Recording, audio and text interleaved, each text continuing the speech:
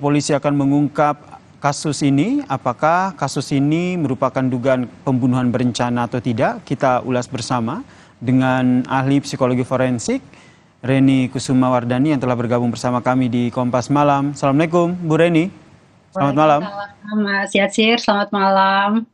Akhirnya terkuak nih berkat bukti CCTV ini. Kalau merujuk pada bukti CCTV, kemudian juga meskipun ada keterangan dari tersangka yang mengaku bahwa yang ia lakukan adalah bukan menenggelamkan. Ini nanti arahnya akan seperti apa jika kasus ini ingin dikuak oleh polisi? Ya, CCTV itu menjadi salah satu bukti ya, Mas Yatsir. Mm-mm. Kalau di dalam psikologi forensik, kami tidak bisa menyimpulkan hanya dari satu data saja, Oke. tetapi perlu untuk dilihat ya, bagaimana peristiwa, ada apa sebelum peristiwa tersebut terjadi. Begitu, dan kemudian apa yang dilakukan oleh yang bersangkutan setelah peristiwa ini terjadi.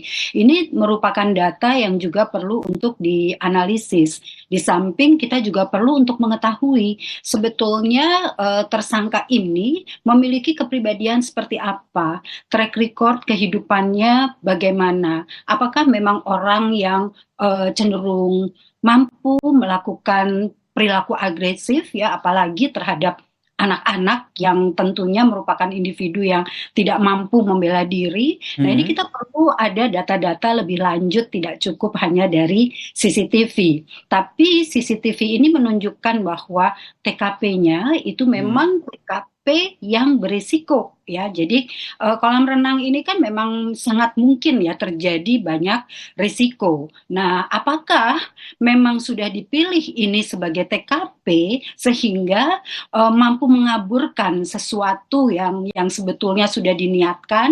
Nah, ini bisa saja terjadi, tapi bisa saja bukan itu. Maka ini perlu untuk digali lebih lanjut ya, Menggali Mas. lebih lanjut ini dalam artian menggali keterangan dari tersangka, karena Betul. sebelumnya ada informasi yang terbaru yang tadi juga kita tayangkan bahwa tersangka menyatakan bahwa sebenarnya yang dia lakukan itu adalah hanya tes dalam latihan berenang begitu.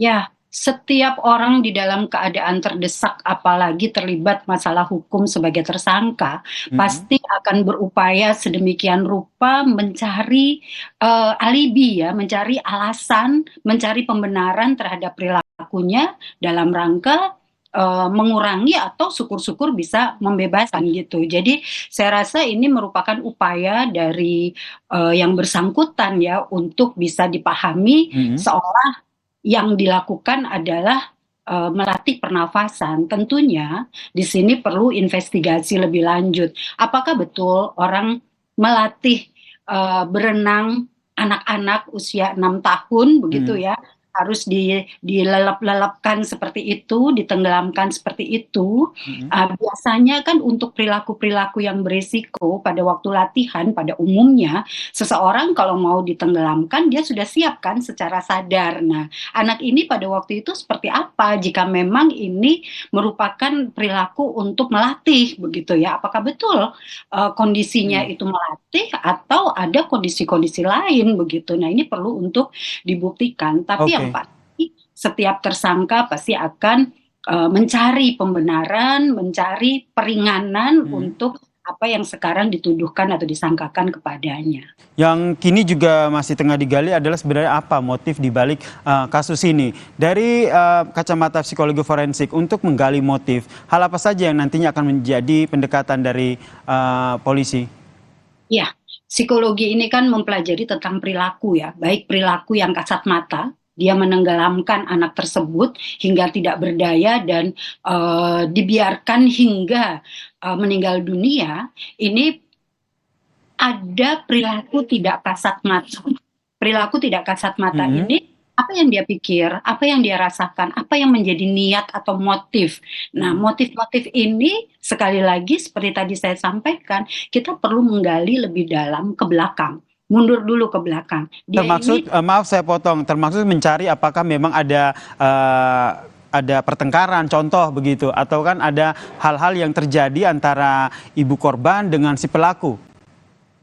kemungkinan-kemungkinan itu bisa saja terjadi. Tapi Oke. kalau misalkan ada pertengkaran dengan ibu korban, apakah kemudian ibu korban logikanya ya Heeh. membiarkan anak ini pergi dengan orang yang sedang bertengkar dengan dirinya?